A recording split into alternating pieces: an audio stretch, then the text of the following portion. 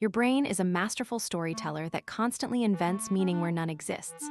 Today, we're exploring why your greatest survival instinct, recognizing patterns, is a systematic failure of logic. Understanding this flaw is the secret to sharper decision making in a chaotic world. Our brains evolved to spot predators in the grass, favoring false positives over fatal misses.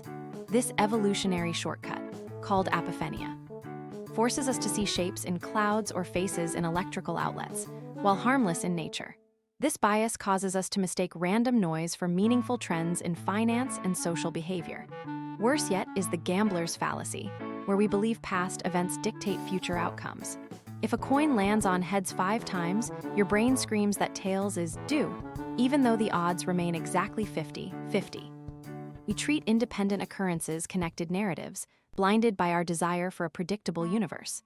You might be surprised to learn that even professional stock traders fall victim to this, finding cycles in market data that are pure statistical noise. Why does our intuition fail consistently under pressure? It comes down to how we process complexity. We're hardwired to favor patterns because they feel safer than the cold, unpredictable truth of randomness. To combat this, embrace the uncertainty rather than forcing a false sense of order.